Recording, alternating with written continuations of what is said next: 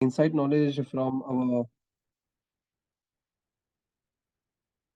CA Vishal Singh, sir. He's a partner at ETMS and Co LLP. So today's topic is cracking the code, unrevealing input tax credit eligibility. So first of all, I will thanks to all participants and Vishal sir as well. So for previous session was very successful and today is the series second day. So hope everyone will have that insightful session and knowledge gathering from this series. And I think now I should give that opportunity to speak our Vishal sir and continue this series. Over to you, Vishal sir. Thanks, Vishal, for the nice introduction. Good afternoon, everyone. So, in last session, we have seen the various kind of sales transaction and related to sales document. And today we will start with the unrevealing input tax credit eligibility. So, input tax credit basically तीन parts में divided है. एक first the condition. I'm just giving the intro to the topics today's topic. So that meanwhile बाकी के लोग join करते तब तक हम लोग ये बात कर रहे थे. ठीक है. So input tax credit three parts में डिवाइड है. फर्स्ट पार्ट में आते हैं कंडीशंस की इनपुट टैक्स क्रेडिट के लिए क्या कंडीशन सेटिस्फाई करने होते हैं. सेकंड पार्ट में आता है उसका block credit and third part में आता है रिवर्सल्स. ओके. सो बेसिकली तीन पार्ट में इनपुट टैक्स क्रेडिट को डिवाइड किया है. आज फर्स्ट सेशन है कि इनपुट टैक्स के जो कंडीशंस है वो क्या कंडीशंस है एंड इनपुट टैक्स क्रेडिट कब एलिजिबल है और कब इनएलिजिबल है. ओके. एंड थर्ड डे जो इस सीरीज का जो थर्ड डे होगा उस दिन हम लोग बात करेंगे रिवर्सल्स एंड ब्लॉक क्रेडिट्स के बारे में. ठीक है. जिन्होंने फर्स्ट सेशन नहीं अटेंड किया उनके लिए जस्ट मैं बता देता हूँ कि जो फर्स्ट सेशन था हमारा वो सेल्स ट्रांजेक्शन से रिलेटेड था. जितने भी सेल्स डॉक्यूमेंट्स हैं वो सारे हमने डिस्कस किए. Debit note, credit note, sales invoices and all, और उनकी जो भी ड्यू डेट्स हैं कब आप इशू कर सकते हो वो सब डिस्कस किया है. सिमिलरली उसका रिकॉर्डेड सेशन है हमारे पास. अगर किसी को अटेंड करना है तो they can ask for the recorded session. We will provide you the link to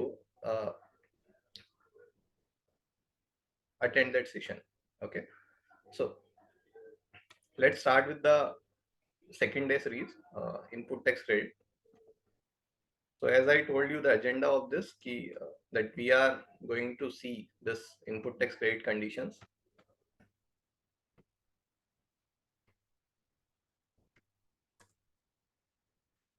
So webinar agenda is understanding the input tax credit, who qualifies for input tax credit, key condition for claiming input tax credit, and due diligence जो आप अपने vendors का कर सकते हो कि weather आपको उनके साथ ट्रांजेक्शन करना है या नहीं वो, and important GST update related to ITC जो रिसेंट अभी अपडेट्स हुए हैं उसके बारे में हम लोग डिस्कस करेंगे. So understanding input tax credit. So हम लोग ये सुनते रहते हैं input tax credit, but input tax credit का मतलब क्या है. मैंने उसको चार पार्ट में डिवाइड किया. Input tax credit means the goods and service tax paid by a taxable person on a purchase of goods and services that are used or will be used for business. So यहाँ पे for example अगर मैं unregistered person हूँ, ठीक है, अगर मैं जाके कोई प्रोडक्ट परचेस करता हूँ तो वो प्रोडक्ट मैं परचेस कर रहा हूँ बट मैं अनरजिस्टर्ड हूँ. ठीक है. अगर मैं वो मेरे फॉर एग्जाम्पल मैं मेरे पर्सनल यूज के लिए एक मोबाइल परचेस करने जाता हूँ तो मैं ये सारे कंडीशन सेटिस्फाई कर रहा हूँ एक्सेप्ट लास्ट वाला condition that I am not going to use for business purpose. ठीक है. तो वो इनपुट टैक्स क्रेडिट नहीं होगा. इनपुट टैक्स क्रेडिट के लिए क्वालिफाई करने के लिए वो जो भी गुड्स या सप्लाईज आप ले रहे हो वो बिजनेस पर्पस के लिए यूज होने चाहिए. So this is about the input tax credit. Detail में हम लोग समझते हैं इसको आगे. Who qualifies for input tax credit. अच्छा, इनपुट टैक्स क्रेडिट का मतलब हमने समझ लिया कि जब भी हम कोई भी प्रोडक्ट परचेस करते हैं from a registered supplier who charge the GST, तो वो जो जीएसटी का अमाउंट है वो हमारे लिए इनपुट टैक्स क्रेडिट है इफ हम लोग वो सप्लाईज बिजनेस के लिए यूज करने वाले हैं तो. ठीक है. तो कौन इनपुट टैक्स क्रेडिट का बेनिफिट ले सकता है. तो इनपुट टैक्स क्रेडिट का बेनिफिट लेने के लिए सबसे पहले आपको जीएसटी में रजिस्टर्ड पर्सन होना चाहिए। अगर आप जीएसटी में रजिस्टर्ड पर्सन नहीं हो तो you will not be able to claim input tax credit. Okay, अगर आप रजिस्टर्ड पर्सन ही नहीं हो, जैसा कि मैंने पहले एग्जांपल में बोला कि मैं as a individual, as a unregistered entity अगर मैं कुछ परचेस करता हूँ for my personal use as well as for business purpose as well, but मैं रजिस्टर्ड नहीं हूँ जीएसटी में, so I will not be able to claim input tax credit. So first is I should be a registered person under GST. ठीक है। दूसरा, active GSTN holder. ठीक है। अब सिंपल सी बात है, अगर मैं रजिस्टर्ड होऊंगा तो मेरे पास जीएसटीएन होगा, बट मैंने यहाँ पे टर्म यूज किया है एक्टिव जीएसटीएन। फॉर एग्जाम्पल, आपका जीएसटी नंबर किसी वजह से कैंसल हो गया है, ठीक है, तो उस पीरियड में अगर आप कोई भी परचेस करते हो, सिंस आपका जीएसटी नंबर एक्टिव नहीं है, तो आपके सामने वाला वेंडर आपको B2B वाला इनवॉइस इशू नहीं कर सकता। अच्छा, इसमें कुछ डाउट रहते हैं। फॉर एग्जाम्पल, अगर मेरा बाद में जीएसटी नंबर एक्टिव हो गया तो मेरा वेंडर अपलोड कर सकता है क्या? नहीं, उस पीरियड में आपका नंबर जीएसटी डीएक्टिवेटेड था। आप वो पीरियड में वापस वो इनवॉइस अपलोड भी करोगे तो वो पोर्टल एक्सेप्ट नहीं करेगा। So you should be a active GSTN holder at the time of purchasing those goods और सर्विसेज। ओके। दूसरा, इसके बाद तीसरा है business engage in a taxable supplies. अगर आप ऐसे बिजनेस में इंगेज हो जहां पे टैक्सेबल सप्लाईज आप देते हो, टैक्सेबल सप्लाईज मतलब आप जो सर्विसेज ले रहे हो उसका यूज करके फिर आगे जो बिजनेस में जो सेल कर रहे हो, सर्विसेज हो सकते हैं या वो गुड्स हो सकते हैं, उस पे आपको जीएसटी चार्ज करना चाहिए, तो उसको बोलेंगे कि business engage in taxable supplies. ठीक है। अगर आप टैक्सेबल बिजनेस के सप्लाईज में इन्वॉल्व हो तो ही आप इनपुट टैक्स रेट का बेनिफिट ले सकते हो। फिर अगर यहाँ पे डाउट आता है कि जो एक्सपोर्ट होता है उस पर तो टैक्स नहीं लगता है, ऐसा नहीं है। अगर आपके पास एलयूटी है तब आप जीरो रेटेड में एक्सपोर्ट कर सकते हो, बाय विद कंडीशन कि आप बाकी के जो एक्सपोर्ट की कंडीशन है वो सेटिस्फाई कर पा रहे हो या नहीं कर रहे हो। ठीक है। तो जो एक्सपोर्ट है वो जीरो रेटेड सप्लाईज होता है, वो एग्जाम टर्नओवर नहीं होता है या नॉन टैक्सेबल सप्लाईज नहीं होता है, तो इसलिए उस केस में भी आप इनपुट टैक्स क्रेडिट का बेनिफिट ले सकते हो। अगर आपका बिजनेस ऐसा है कि वहां पे आप पार्टली टैक्सेबल सप्लाईज देते हो और पार्टली एग्जाम सर्विसेज देते हो या एग्जाम सप्लाईज देते हो, तो भी आप to the extent of taxable supply आप इनपुट टैक्स क्रेडिट अवेल कर सकते हो। ठीक है। And the last is supply used for furtherance of business. For example, आप कोई पर्सनल पर्पस के लिए सप्लाई लेते हो और ये सारी कंडीशन सेटिस्फाई करते हो, लेकिन जो सप्लाई आप ले रहे हो वो पर्सनल पर्पस के लिए है, तो आपको उसका इनपुट टैक्स क्रेडिट नहीं मिलेगा। So who qualifies for input tax credit? Simple meaning समझना है तो a person who is registered person under GST, who has active GST holder and who are involved in taxable supply or zero rated supply or mix of taxable and exempt supplies. ठीक है। And these services is going to be used for furtherance of business. ठीक है। So who qualify, ये समझ गया कि अगर आप ये सारे कंडीशन सेटिस्फाई कर सको तो ही आप इनपुट टैक्स क्रेडिट ले सकते हो। तो ये तो थे pre condition input tax credit लेने के। जब आप ट्रांजेक्शन में इन्वॉल्व हो जाओगे तो कौन से कंडीशन आपको सेटिस्फाई करने, वो नेक्स्ट स्लाइड में हम लोग देखते हैं।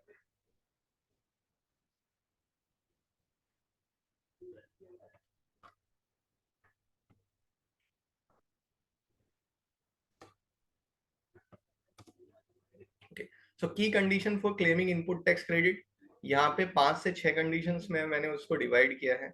उसमें फर्स्ट कंडीशन है डॉक्यूमेंट्री एविडेंस। सो अगर आपको इनपुट टैक्स क्रेडिट लेना है तो उसके लिए आपको कोई तो भी डॉक्यूमेंट चाहिए जिसके बेसिस पर आप इनपुट टैक्स क्रेडिट क्लेम कर रहे हो। तो वो कौन से डॉक्यूमेंट है जिनके ऊपर आप इनपुट टैक्स क्रेडिट क्लेम कर सकते हो? तो टिपिकली 5 तरह के डॉक्यूमेंट्स होते हैं जिनके ऊपर आप इनपुट टैक्स क्रेडिट क्लेम कर सकते हो। फर्स्ट, आपका tax invoice, valid tax invoice. दूसरा, आपका डेबिट नोट। तीसरा, आपका सेल्फ इनवॉइस, जो कि रिवर्स चार्ज मैकेनिज्म के अंडर आपको, अगर आप अनरजिस्टर्ड पार्टी से कोई ले रहे हो सर्विसेज, तब आपको आरसीएफ सेल्फ इनवॉइस करना होता है। Fourth is your bill of entry, whenever you are importing something तो आपको बिल ऑफ एंट्री फाइल करना पड़ता है। And third, fifth is invoice issued by input service distributor. So अगर आपके कंपनी में इनपुट आईएसडी नंबर लिया हुआ है तो वो जो डिस्ट्रीब्यूट करते हैं इनपुट टैक्स क्रेडिट, उसके लिए जो वो इनवॉइस इशू करते हैं वो वैलिड डॉक्यूमेंट है to claim the input tax credit.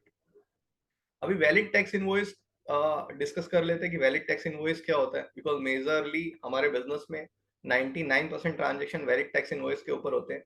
Debit note, self invoice, bill of entry some part of रहता है. अनलेस अंटिल कोई इंपोर्टर नहीं है जो इंडिया में सेल करता है, तो उसके केस में बिल ऑफ एंट्री बड़ा अमाउंट होगा. बट जनरली टैक्स इनवॉइस ज्यादा यूज होता है. तो टैक्स इनवॉइस हमने डे 1 की सीरीज में देखा था कि रूल 46 के हिसाब से एक टैक्स इनवॉइस होता है जिसमें सारे वैलिड पर्टिकुलर्स होते हैं. ठीक है. तो इसमें इन जब आप परचेस करते हो तो आपको क्या क्या चीजें इंश्योर करनी है वो जस्ट मैं आपको एक्सप्लेन कर देता हूँ. तो आपको इंश्योर करना है कि आपका वैलिड जीएसटी नंबर वहां पे होना चाहिए, आपका नाम वहां पे होना चाहिए कंपनी का, आपका registered address which is registered on the GST portal वो वहां पे होना चाहिए. अगर फॉर एग्जांपल अगर आपने ऑफिस शिफ्ट किया है और आपने नया लोकेशन जीएसटी पोर्टल पे रजिस्टर नहीं किया है और आप वो एड्रेस पे अगर अपना बिल लेते हो तो भी वो वैलिड नहीं माना जाएगा बिकॉज वो रजिस्टर्ड नहीं है. तो आपको जो प्लेस ऑफ बिजनेस आपका रजिस्टर्ड है जीएसटी पोर्टल पे वो इनवॉइस पे होना चाहिए. टैक्सेबल वैल्यू जो है, जो टैक्स अमाउंट है, सीजीएसटी, एसजीएसटी, आईजीएसटी, वो प्रॉपरली वहां पे दिखना चाहिए. तभी आपके लिए वो वैलिड टैक्स इनवॉइस है. अभी यहाँ पे ई इनवॉइसिंग, अगर आपका जो सप्लायर है उसको ई इनवॉइसिंग अगर कंपलसरी है तो आपको ई इनवॉइसिंग वाला टैक्स इनवॉइस लेना कंपलसरी है, तभी वो वैलिड इनवॉइस माना जाएगा. अदरवाइज वो वैलिड इनवॉइस नहीं माना जाएगा to claim the input tax credit.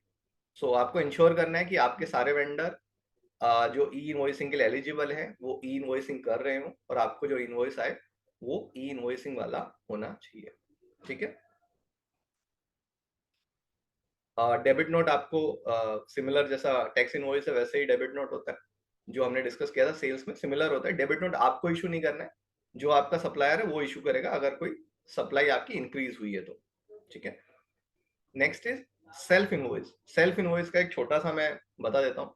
Self invoice क्या होता है कि जब भी आप किसी ऐसी कोई सर्विसेज लेते हो जो जीएसटी में under reverse charge mechanism specified services है और वो सर्विस को देने वाला जो सप्लायर है या वेंडर है वो जीएसटी में रजिस्टर्ड नहीं है, तो उस केस में वो आपकी सप्लाई को अपने जीएसटी रिटर्न में नहीं दिखा सकता बिकॉज वो जीएसटी में रजिस्टर्ड नहीं है. तो आपको खुद एक सेल्फ इनवॉइस बनाना पड़ेगा जिसमें लिखना पड़ेगा कि services receive from so and so person. Services का डिस्क्रिप्शन देना पड़ेगा, एचएसएन देना पड़ेगा और उसके ऊपर कितना tax under reverse charge mechanism आपको पे करना है वो मेंशन करना पड़ेगा. ये आपका वैलिड सेल्फ इनवॉइस होगा और इसी वैलिड सेल्फ इनवॉइस के बेसिस पे आप इनपुट टैक्स क्रेडिट क्लेम कर सकते हो. आप आरसीएम भर देते हो जीएसटी 3B रिटर्न फाइल करते टाइम, बट अगर आपने ये सेल्फ इनवॉइस रेज नहीं किया तो tax authority can raise a question कि आपने के पास वैलिड डॉक्यूमेंट नहीं होने की वजह से we are disallowing input tax credit.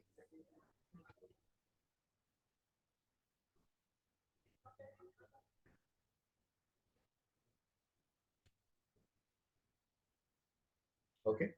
So next हम लोग देख लेते हैं डॉक्यूमेंट. एक डॉक्यूमेंट्री एविडेंस में आपको ये डॉक्यूमेंट अगर आपके पास हैं तो ये वैलिड डॉक्यूमेंट होंगे इनपुट टैक्स क्रेडिट क्लेम करने के लिए. हाँ. So next condition is receipt of goods और सर्विसेज.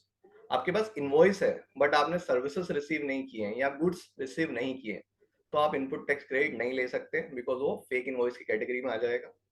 तो आपको वो सर्विसेज एक्चुअली रिसीव होने चाहिए या वो सर्विसेज या गुड्स जो भी है वो एक्चुअली आपको रिसीव होना चाहिए. और वो कहाँ पे रिसीव होना चाहिए? आपके फैक्ट्री में, यानी कि जो place of business which is registered on the GST portal, वहां पे आपको ये सर्विसेज रिसीव होने चाहिए या फिर गुड्स रिसीव होने चाहिए. उसके बाद ही आप इनपुट टैक्स क्रेडिट क्लेम करने के लिए एलिजिबल हो सकते हो. इसमें और एक चीज है कि जब भी आप ट्राई पार्टी ट्रांजेक्शन करते हो जहां पे आप बोलते हो कि आप किसी फॉर एग्जांपल आपने किसी से ए पर्सन से गुड्स परचेस किए और आपको बी को सप्लाई करने के लिए आपने इंस्ट्रक्शन दे दिया, तो उस केस में आप डीम्ड रिसिपेंट हो जाते हो गुड्स के. मतलब डीम्ड टू बी, ऐसा मान लिया गया जीएसटी एक्ट में, you have deemed receive the goods. ठीक है. अगर आपके डायरेक्शन पे वो गुड्स आपका सप्लायर किसी और को सेल कर रहा है तो उस केस में आप डीम्ड रिसीव्ड माना जाता है. ये प्रोविजन जीएसटी एक्ट में दिया हुआ है. अदरवाइज इसका कोई भी एक्सेप्शन नहीं है.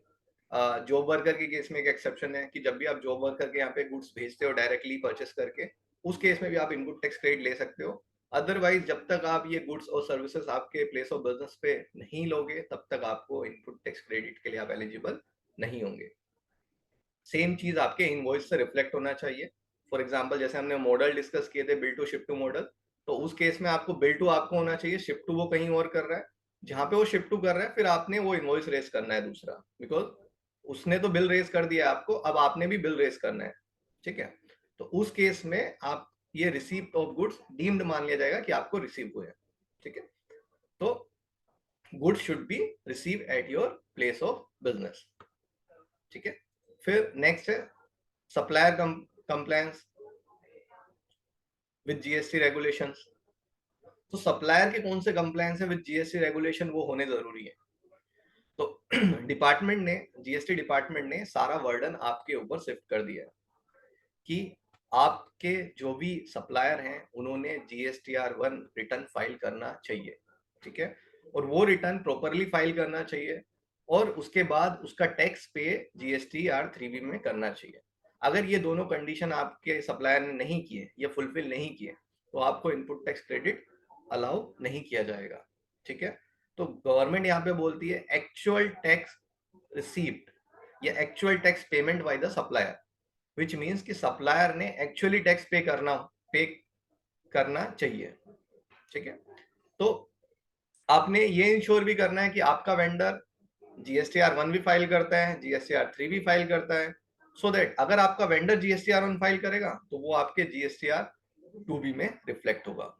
और 2B और 2A क्या होता है, अगर आपके वेंडर ने टाइम पे रिटर्न फाइल किया तो आपके 2B में भी दिखेगा और 2A में भी दिखेगा सेम मंथ में। अगर आपके वेंडर ने लेट रिटर्न फाइल किया तो आपके 2A में दिखेगा बट नेक्स्ट मंथ के 2B में दिखेगा। इसका मतलब ये है कि आप उस महीने तो क्रेडिट नहीं ले सकते, आपको अगले महीने में क्रेडिट लेना पड़ेगा, बिकॉज इनपुट टैक्स क्रेडिट आप 2B के बेसिस पे लेते हो। ठीक है, तो आपको ये इंश्योर करना है कि आपका वेंडर GSTR1 फाइल करता हो, 3B फाइल करता हो और वो टाइम पे फाइल करे, सो दैट आपको टाइम पे इनपुट टैक्स क्रेडिट मिल जाए। ठीक है, फाइलिंग ऑफ रिटर्न, अब ये भी आपके ऊपर कंप्लायंस है कि ये इनपुट टैक्स क्रेडिट आपके 2B में भी आ गया, आपके वेंडर ने भी रिटर्न पेमेंट कर दिया, रिटर्न फाइल कर दिया, आपको गुड्स भी रिसीव हो गए, आपके पास वैलिड डॉक्यूमेंट भी है, लेकिन आपने इनपुट टैक्स क्रेडिट क्लेम ही नहीं किया। क्लेम करने के लिए कौन सा रिटर्न है, GSTR3B। तो आप कब तक क्लेम कर सकते हो इनपुट टैक्स क्रेडिट GSTR3B में, वो क्लेम करने की डेट है 30 November of the following year, which means कि आप कोई भी रिटर्न फाइल करो, कोई से भी मंथ का GSTR3B रिटर्न फाइल करो, वो 30 नवंबर के पहले अगर फाइल हो जाता है तो आप वो इनपुट टैक्स क्रेडिट क्लेम कर सकते हो।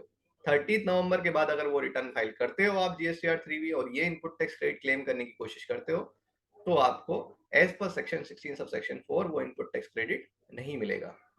तो यहाँ पे कोई रिटर्न नहीं बोला गया है कि आपको ये पर्टिकुलर मंथ के रिटर्न में फाइल करना है, अनलाइक प्रीवियस ऐसा सितंबर मंथ बोला हुआ था। तो यहाँ पे कोई रिटर्न नहीं है, यहाँ पे डेट दे दिया है, कट ऑफ डेट इज 30 नवंबर। आप मार्च का रिटर्न लेट फाइल करो अप टू 30 नवंबर तो भी आपको क्रेडिट मिल जाएगा, आप अक्टूबर के रिटर्न में क्रेडिट क्लेम करो तो भी आपको इनपुट टैक्स क्रेडिट मिल जाएगा। बट अगर आप कोई भी रिटर्न 30 नवंबर के बाद फाइल करते हो और ये इनपुट टैक्स क्रेडिट क्लेम करने की कोशिश करते हो तो आपको ये इनपुट टैक्स क्रेडिट नहीं मिलेगा। सो फाइनेंशियल ईयर 2022 से 23 के लिए last date to claim input tax credit is 30 November, which means कि आपका रिटर्न 30 नवंबर से पहले फाइल हो जाना चाहिए। ठीक है, अच्छा इसमें और एक कंडीशन ये रहता है कि आपने एनुअल रिटर्न अगर पहले फाइल कर दिया तो देखिए एनुअल रिटर्न के लिए डेट है 31 दिसंबर। अगर आप एनुअल रिटर्न बहुत ही प्रोएक्टिवली पहले फाइल कर देते हो 30 नवंबर तो विच मीन्स आप ये इनपुट टैक्स क्रेडिट क्लेम नहीं कर पाओगे, बिकॉज जब आप एनुअल रिटर्न फाइल करते हो तो उसमें लिखते हो कि कितना आपने नेक्स्ट ईयर में इनपुट टैक्स क्रेडिट क्लेम कर लिया, यानी कि which means you have already availed. तो सिंस आपने ये अवेल तो किया नहीं है तो आप वहां पे डिक्लेरेशन नहीं दे पाओगे, वहां पे डिक्लेरेशन नहीं दे पाओगे तो आप ये क्रेडिट फिर अवेल कर भी नहीं पाओगे, बिकॉज ये एक्ट में ऐसा लिखा है कि 30 नवंबर और ड्यू डेट ऑफ मतलब और filing of annual return, date of filing of annual return whichever is earlier. ठीक है, तो अगर आप 30 नवंबर के पहले अगर GSTR 99C फाइल कर देते हो तो भी आपको ये इनपुट टैक्स क्रेडिट नहीं मिलेगा। ठीक है, तो ये तो थी की कंडीशन पहले और ड्यूरिंग द ट्रांजेक्शन आपको कंडीशन सेटिस्फाई करनी। आपके लिए कुछ पोस्ट कंडीशन भी हैं जो आप सेटिस्फाई नहीं करोगे तो आपको इनपुट टैक्स क्रेडिट जो मिला है वो रिवर्सल करना पड़ सकता है या फिर क्रेडिट नहीं मिलेगा। तो उसमें क्या पोस्ट कंडीशन है कि एक तो आपने वेंडर को 180 डेज के अंदर पेमेंट करना जरूरी है। तो वेंडर को अगर 180 डेज के अंदर पेमेंट नहीं किया तो आपको एक क्लेम किया हुआ इनपुट टैक्स क्रेडिट रिवर्स करना पड़ सकता है।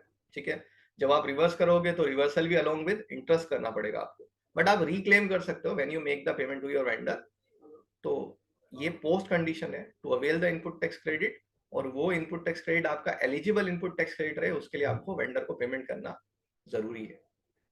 नेक्स्ट इज कि जब भी आप ये इनपुट टैक्स क्रेडिट सारे कंडीशन आप सेटिस्फाई कर रहे हो कि बिजनेस पर्पस के लिए भी है, आपके पास इनपुट टैक्स क्रेडिट के लिए वैलिड डॉक्यूमेंट भी है, आपके वेंडर ने भी पेमेंट कर दिया है, उसने रिटर्न भी फाइल कर दिया, आपके 2B में भी रिफ्लेक्ट हो गया, बट एक कंडीशन है जो सेक्शन 17 सब सेक्शन 5 में लिखा हुआ है कि ये अगर इनपुट टैक्स क्रेडिट रहेगा though these are for business purpose, तो भी आपको उसका बेनिफिट नहीं मिलेगा क्योंकि वो ब्लॉक्ड क्रेडिट है as per section 17 sub section 5।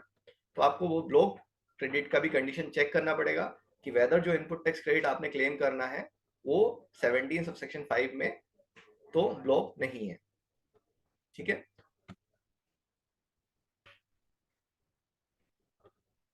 तो time limit for availing of input tax credit दूसरा है टाइम जो अभी हमने डिस्कस किया 30 नवंबर तक, कि आपके सारे कंडीशन सेटिस्फाई हो गए लेकिन आपने इनपुट टैक्स क्रेडिट टाइम तक अवेल नहीं किया तो भी आपको ये इनपुट टैक्स क्रेडिट का बेनिफिट नहीं मिलेगा। ठीक है,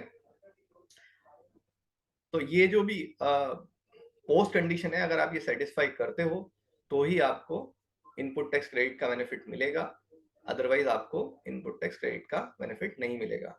दो हमारी गवर्नमेंट बोलती है कि seamless flow of input tax credit, but वो सीमलेस फ्लो में काफी सारे हर्डल्स हैं जो आपको क्रॉस करने हैं, तब आपको ये इनपुट टैक्स क्रेडिट मिलेगा, आप इसका बेनिफिट ले सकते हो। ठीक है, हाँ सो यहाँ तक ये हमने जो भी डिस्कस किया सारे कंडीशंस थे कि इनपुट टैक्स क्रेडिट का बेनिफिट मिलेगा नहीं मिलेगा। इसके अलावा आप बोलोगे कि मैंने ये तो बता दिया कि वेंडर का आपको ड्यू डिलिजेंस करना है, बट आप वेंडर के तो कोई डॉक्यूमेंट देख ही नहीं सकते हो कि वेंडर रिटर्न फाइल कर रहा है नहीं कर रहा है। ऐसा भी हो सकता है कि वो जब 3B रिटर्न फाइल कर रहा है तो उसने GSTR में तो लाइबिलिटी शो कर दिया, but at the time of filing GSTR 3B return उसने शो नहीं किया, मतलब लाइबिलिटी पे नहीं किया। तो उस केस में आप क्या कर सकते हो? ठीक है, उस केस में आप एक छोटा सा ड्यू डिलिजेंस भी कर सकते हो आपके वेंडर्स का। किसी भी वेंडर से, जब आप कोई भी वेंडर है जो अननोन है जिसके साथ आप रेगुलर बिजनेस नहीं कर सकते, या जो भी जिनके साथ भी आप रेगुलर बिजनेस कर रहे हो, उनका भी एक आप छोटा सा ड्यू डिलिजेंस कर सकते हो। वो ड्यू डिलिजेंस करने के लिए क्या करना पड़ता है, एक सिंपल सा आपको एक्सरसाइज करना होता है। फर्स्ट आपको अपने पोर्टल GST पोर्टल लॉगिन करना है। GST पोर्टल लॉगिन करने के बाद GST पोर्टल पे टैब्स आते हैं सर्च टैक्स पेयर करके। ठीक है, तो मैं दिखा देता हूँ, यहाँ पे सर्च टैक्स पेयर करके लॉगिन का टैब आता है लॉगिन करने के बाद। ये लॉगिन करने के पहले भी आप देख सकते हो, बट जो चीजें मैं आपको बता रहा हूँ वो आपको लॉगिन करने के बाद ही पता चलेंगी, अदरवाइज वो तब तक नहीं पता चलेंगी। तो आपको लॉगिन करना बहुत जरूरी है उसके लिए। तो आपको सर्च टैक्स पेयर में जाना है, वहां पे वो वेंडर का GST नंबर डालना है और सर्च करना है।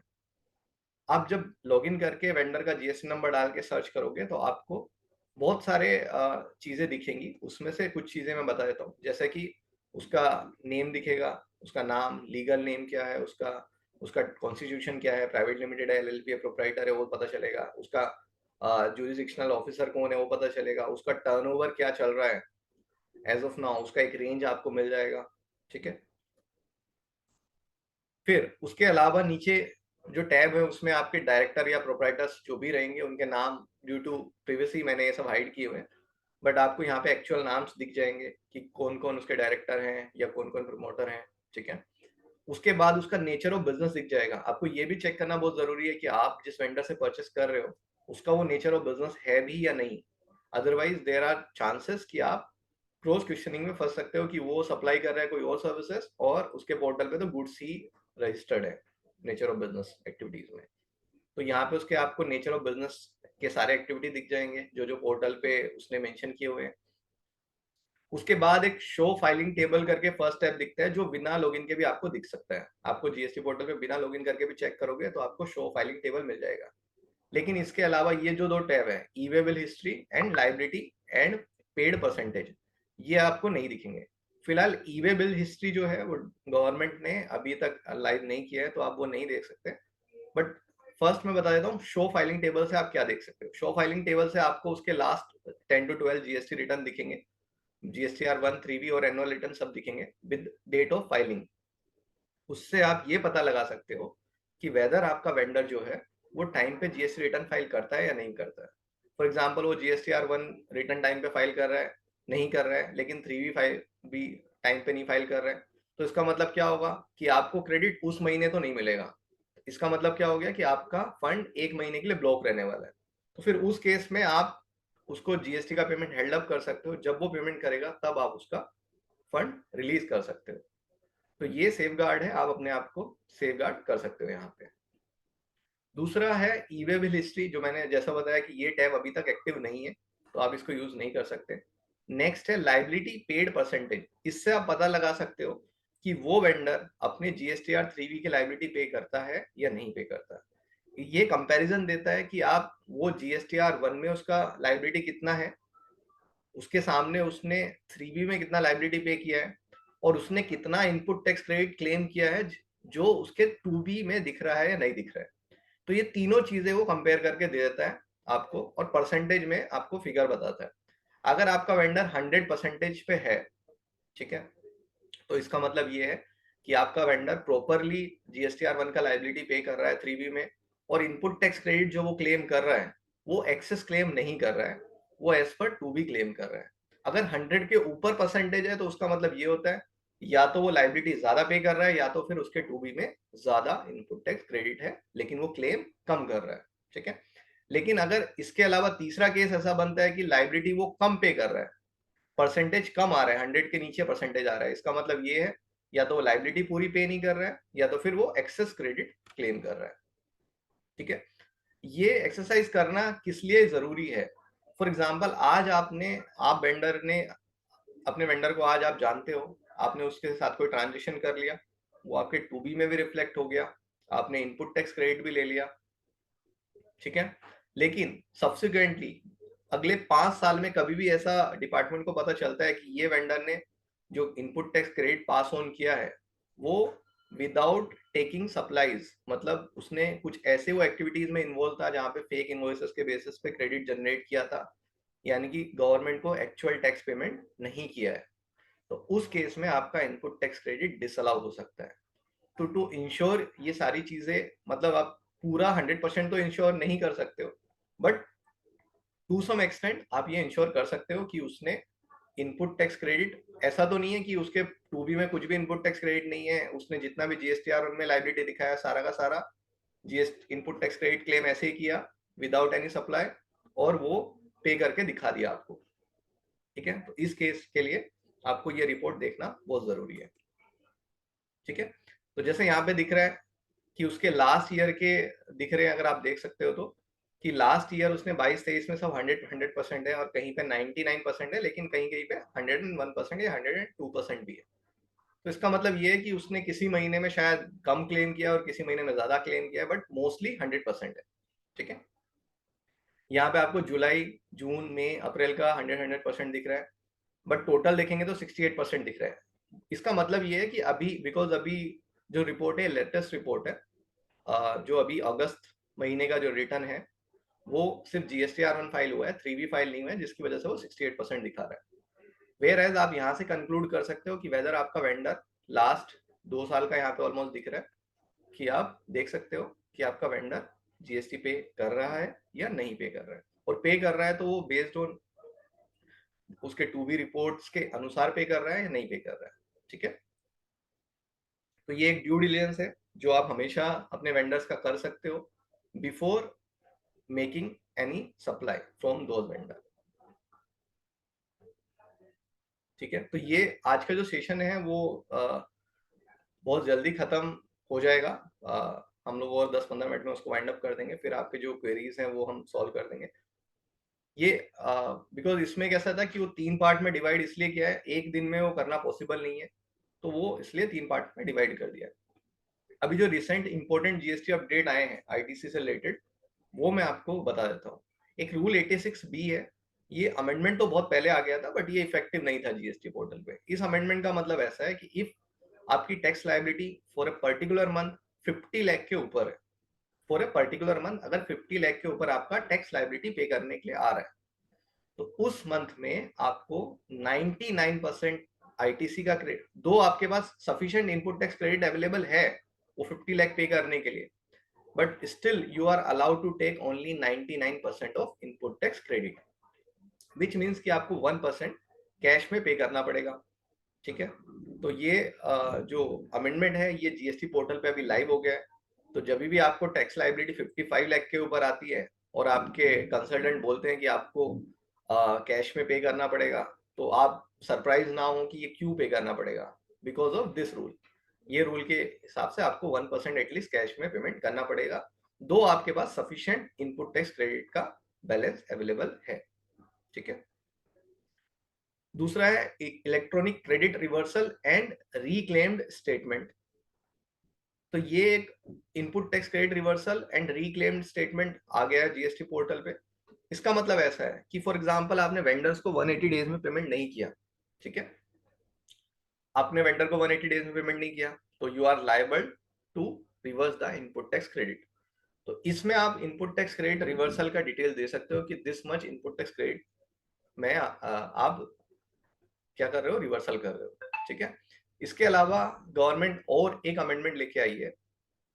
फॉर एग्जांपल आपने कोई इनपुट टैक्स क्रेडिट क्लेम किया, सब्सिक्वेंटली ये पता चलता है कि आपके वेंडर ने इनपुट टैक्स क्रेडिट का जो पेमेंट था वो एक्चुअल पेमेंट गवर्नमेंट को नहीं किया, तो इसका मतलब क्या हो गया, आपका input tax eligible credit ineligible credit हो गया। और जब वो एलिजिबल क्रेडिट इनएलिजिबल क्रेडिट हो गया, now you are not allowed to take that the benefit of that input tax credit, तो आपको क्या करना पड़ेगा, वो रिवर्सल करना पड़ेगा। लेकिन सब्सिक्वेंटली ऐसा होता है कि आपका जो वेंडर है उसने गवर्नमेंट को टैक्स पे कर दिया, तो फिर ये तो डबल टैक्स पेमेंट हो गया, आपने भी रिवर्स कर दिया और गवर्नमेंट को उसने भी पे कर दिया। तो गवर्नमेंट ये नहीं चाहती कि आप डबल टैक्स पेमेंट करो, बट ये जो अमेंडमेंट है ये आई गेस अक्टूबर 2022 ऑनवर्ड्स ही है, उसके पहले के केसेस के लिए अवेलेबल नहीं है, बिकॉज वहां गवर्नमेंट ने ऑलरेडी रिलैक्सेशन दिया हुआ है रूल 183 में कि अगर आपके वेंडर ने टैक्स पेमेंट कर दिया है और अगर आप प्रूफ प्रोड्यूस कर देते हो, तो आपको वो इनपुट टैक्स क्रेडिट अलाउड हो जाएगा।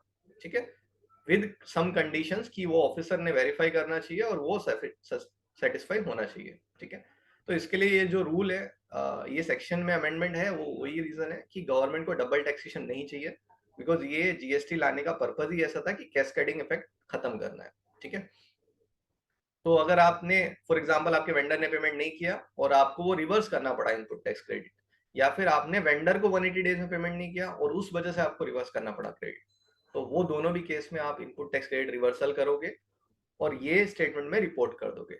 जब भी आपको वो रिक्लेम करना है तो आप यहाँ से वो वापस रिक्लेम भी कर सकते हो। ठीक है, तो इसका स्टेटमेंट का पर्पज यही है कि अगर आप इनपुट टैक्स क्रेडिट कोई रिवर्सल कर रहे हो तो उसको रिक्लेम भी कर सकते हो, विद कंडीशन कि आप वो जो आपका जो इनपुट टैक्स क्रेडिट जो इनएलिजिबल हुआ है वो कंडीशन को सेटिस्फाई नहीं करने की वजह से, अगर वो कंडीशन सेटिस्फाई हो जाती है तो आप इनपुट टैक्स क्रेडिट क्लेम कर सकते हो, because again your ineligible credit become eligible credit. ठीक है, तो ये जो क्रेडिट रिवर्सल का जो मैकेनिज्म है ये इतना ही है कि आपका लॉस ना हो अगर आप रिवर्सल कर रहे हो। अच्छा, इनपुट टैक्स क्रेडिट आपने रिवर्सल कर दिया तो उसको लिए रिक्लेम करने के लिए कोई टाइम लिमिट है क्या? कोई टाइम लिमिट नहीं है, आप जब भी पेमेंट करोगे आपके वेंडर को तब आप रिक्लेम कर सकते हो, 1 साल बाद, 2 साल बाद, 3 साल बाद, 5 साल बाद, जितने साल के बाद भी आप करोगे you are eligible to reclaim it back, but condition कि आप यहाँ पे रिपोर्ट करना पड़ेगा आपको कि आप क्यों रिवर्सल कर रहे हो। ठीक है, तो आपके जो क्वेरीज आए हैं मुझे ड्यूरिंग दिस, आपके अगर और भी जो क्वेरीज हैं related to this particular webinar, आप मुझे चैट में पोस्ट कर सकते हो। अभी जो फिलहाल क्वेरीज आए हैं वो मैं ले लेता हूँ।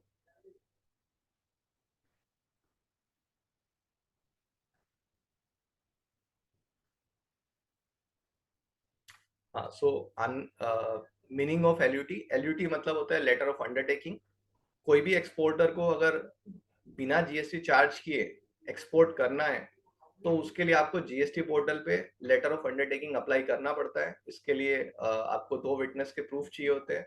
ये कंप्लीट ऑनलाइन प्रोसेस है। आप जीएसटी पोर्टल पे एलयूटी अप्लाई कर सकते हो और उसके बाद आपको एक्सपोर्ट बिल जब आप बनाते हो तो आपको उसमें रेफरेंस देना पड़ता है कि दैट यू आर सप्लाइंग या this supplies mean for export or SEZ supply without paying IGST tax under LUT board। ठीक है, तो LUT का मतलब लेटर ऑफ अंडरटेकिंग होता है। This is requisite before making any export supplies without charging IGST।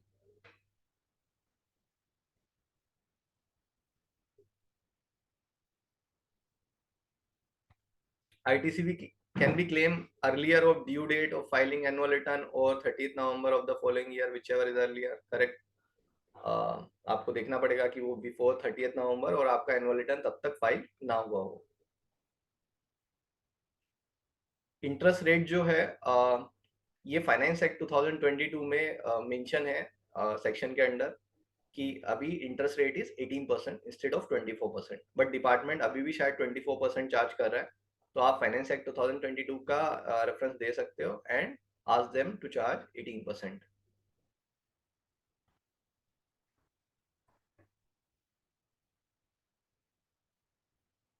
हाँ, rule 86 with effect from, ये काफी टाइम से इफेक्टिव था, बट पोर्टल पे एक और एक इशू है कि जब तक आपके पास सफिशिएंट क्रेडिट लेजर में बैलेंस है तब तक आप इनपुट कैश लेजर यूज नहीं कर सकते। इसके लिए ये इनइफेक्टिव हो रहा था। अभी इस महीने से उन्होंने ये इफेक्टिव कर दिया है, तो मे बी आपको इस मंथ ऑनवर्ड से ये आपको 81% ऑफ कैश भरना पड़ेगा।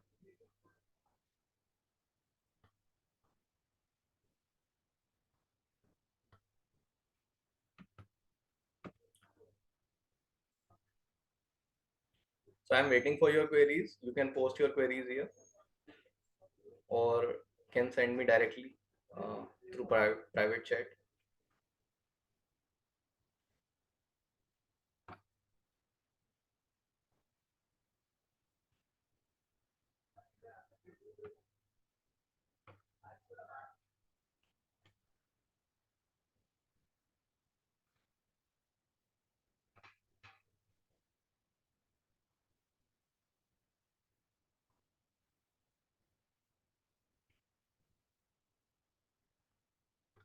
I am allowing participants to unmute themselves.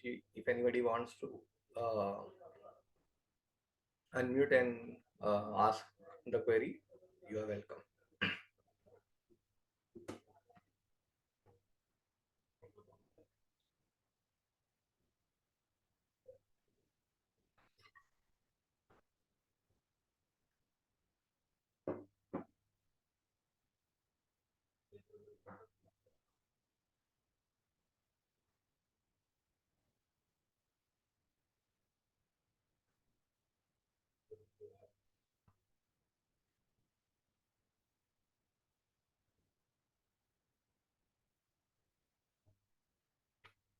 So what is ITC reverse opening balance?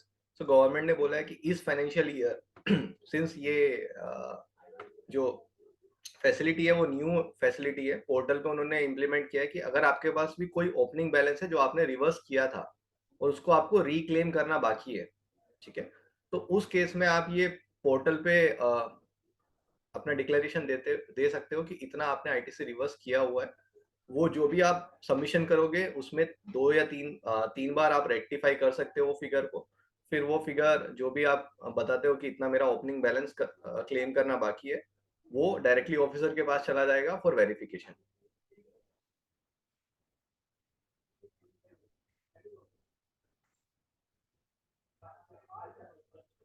कोई भी पीरियड इसमें स्पेसिफिक कोई पीरियड इसमें स्पेसिफाई नहीं है। एज ऑन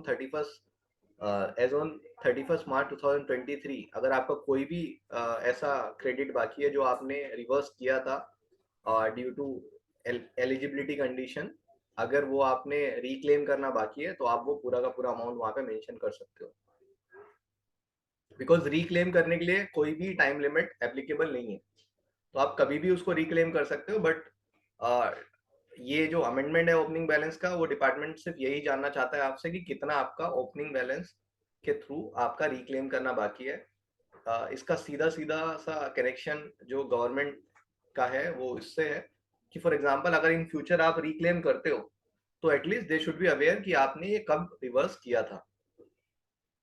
एंड इसका दूसरा और एक रीजन ये हो सकता है कि जब भी आप इनपुट टैक्स क्रेडिट एक्स्ट्रा लोगे in comparison GSTR two B, तो आपको डिपार्टमेंट से नोटिस आ जाएगा, उसमें आपको क्लैरिफिकेशन देना है।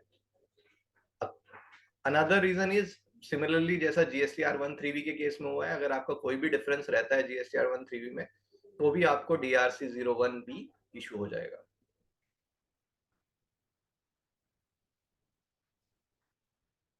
Any other query?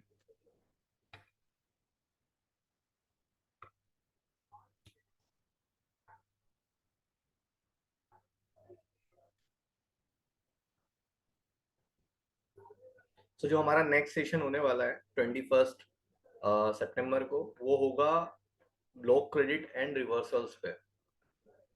तो अगर आपने इनपुट टैक्स क्रेडिट समझा है तो आपको ब्लॉक क्रेडिट एंड रिवर्सल उतना ही इंपॉर्टेंट है समझने के लिए, बिकॉज एज एन अकाउंट मतलब ये जो सीरीज है ये डेडिकेटेड है अकाउंटेंट्स के लिए, बिकॉज उनके डे टू डे ट्रांजेक्शन्स में ये सारी चीज़ें बहुत इंपॉर्टेंट है। आपका कंसल्टेंट या आपका जो भी टैक्स कंसल्टेंट रहेगा, वो ये सारी चीज़ें इंश्योर एक दिन पे करना पॉसिबल नहीं होता है। आप अगर डे टू डे ये चीज़ें देखोगे तो आपके लिए कंपनी के लिए लॉस होने के चांसेस कम है, या फिर आप लिटिगेशन में फंसने के चांसेस कम है। ठीक है, तो ये एक इनिशिएटिव है कि सारे अकाउंटेंट्स को एजुकेट करना एंड उनको उतना क्या बोलते हैं, एजुकेट करना कि वो डिसाइड कर सके कि ये क्रेडिट मुझे लेना है या नहीं लेना है, या फिर क्या कंडीशंस मुझे सेटिस्फाई करनी है before taking input tax credit. इसमें और एक चीज मैं यहाँ पे मेंशन करना चाहता हूँ जो बहुत बार होता है कि फॉर एग्जांपल आपने किसी से गुड्स परचेस किए और वो गुड्स आपको लॉट्स में आ रहे हैं। फॉर एग्जांपल उसने इनवॉइस आपको अभी दे दिया है, बट जो गुड्स आने वाले हैं वो आपके लॉट्स में आने वाले हैं, एक या दो तीन लॉट में इंस्टॉलमेंट्स में आपके पास गुड्स रिसीव होंगे। तो उस केस में आप इनपुट टैक्स क्रेडिट कब क्लेम कर सकते हो? तो उस केस में ऐसा होता है कि जब तक आपको लास्ट इंस्टॉलमेंट रिसीव नहीं होती है तब तक आप उसका इनपुट टैक्स क्रेडिट अवेल नहीं कर सकते। तो इस केस में क्या होगा कि फॉर एग्जांपल आपको कोई अप्रैल में बिल इशू हो गया, लेकिन उसके जो इंस्टॉलमेंट है वो जनवरी तक आने, अप्रैल से जून तक आने वाले हैं, तो आप एलिजिबल होंगे, दो वो आपका जो इनवॉइस है अप्रैल के 2B में रिपोर्ट हो रहा होगा, बट आप उसका क्रेडिट जो क्लेम कर पाओगे वो जून में ही कर पाओगे as per GST rules.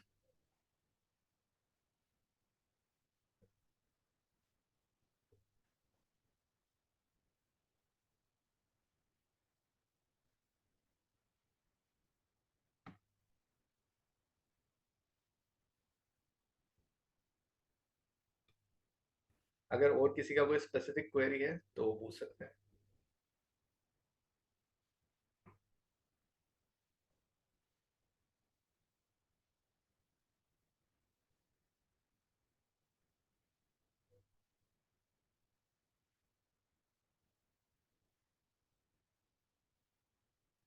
Liability paid percentage is 101%, 101%, which means इसके काफी सारे रीजंस हो सकते हैं। मैं आपको दो रीजन बता देता हूँ उसके। आइदर ऐसा होगा कि किसी मंथ में हमने लाइबिलिटी या GSTR 1 के कंपैरिजन में 3B में कम पे की होगी, ठीक है, तो शायद उसके लिए हमने वो एक्स्ट्रा पे किया होगा। दूसरा रीजन ये हो सकता है कि जो input tax credit, for example मैंने मेरे बुक्स में 100 रुपीज क्लेम किया है आपके वेंडर ने, लेकिन उसके 2B में वो 100 रुपीज से ज्यादा दिख रहा है, 105 हो सकता है, 110 हो सकता है, या 102 हो सकता है, या 1 हो सकता है। तो उसने जिस प्रोपोर्शन में 2B के कंपैरिजन में 3B में इनपुट टैक्स क्रेडिट क्लेम किया है उसके बेसिस पे परसेंटेज आता है। तो दिस परसेंटेज इज टिपिकली, इसमें तीन कंपोनेंट इन्वॉल्व हैं। एक, GSTR 1 में क्या लाइबिलिटी आपने दिखाया है, उसके सामने 3B में क्या लाइबिलिटी पे किया है, और 3B में जो लाइबिलिटी पे किया है उसके सामने जो इनपुट टैक्स क्रेडिट अवेल किया है उसने, वो 2B में दिखता है या नहीं दिखता है। यानी कि वो 2B में अगर ज्यादा क्रेडिट दिख रहा है और कम क्लेम किया है तो भी ये लाइबिलिटी पेड परसेंटेज ज्यादा दिखेगा आपको।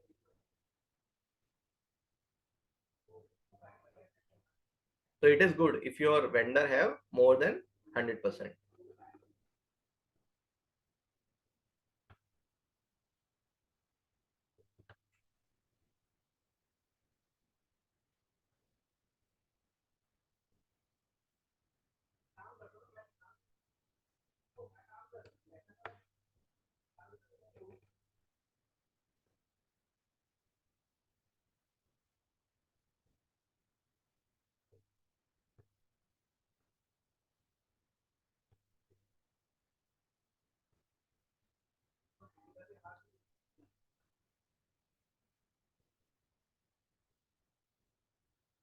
Any other question? Otherwise, we will wind up.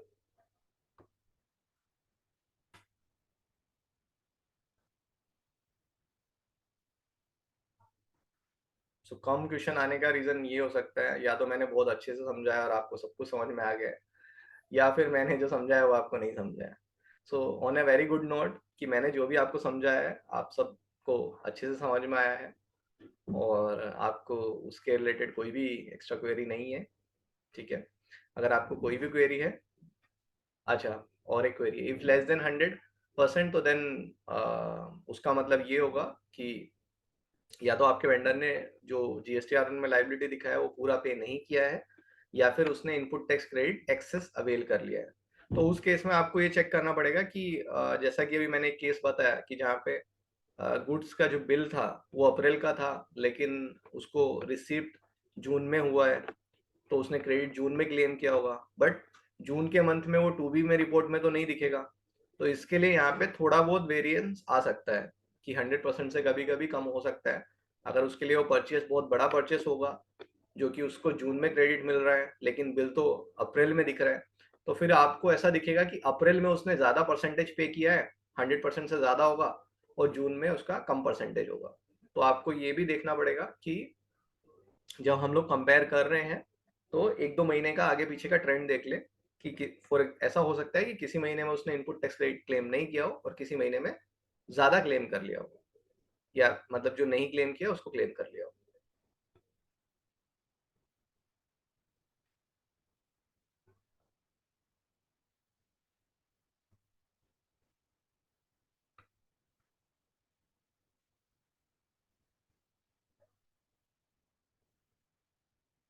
ठीक है, सो हम वाइंड अप करते हैं और लेट्स मीट ऑन 21 सितंबर. ठीक है, 21 सितंबर को मिलते हैं. आपके जो भी क्वेरीज रहेंगे रिलेटेड टू रिवर्सल्स, जो भी रिवर्सल्स के रूल हैं, रूल 42, 43, तो वो आप प्रिपेयर करके रखिए. आप मुझे जो वो लिंक है, वो फॉर्म का जो लिंक था, आप उसके थ्रू भी भेज सकते हो, या फिर कॉन्टेक्ट डिटेल्स ATMS के थ्रू भी आप मुझे भेज सकते हो, या फिर जिस नंबर से आपको मैसेज आए होंगे आप उस पर भी रिवर्ट कर सकते हो अगर आपके कोई स्पेसिफिक क्वेरीज आते हैं तो. ठीक है, और चलिए, thank you for listening me so patiently. Let's meet on 21.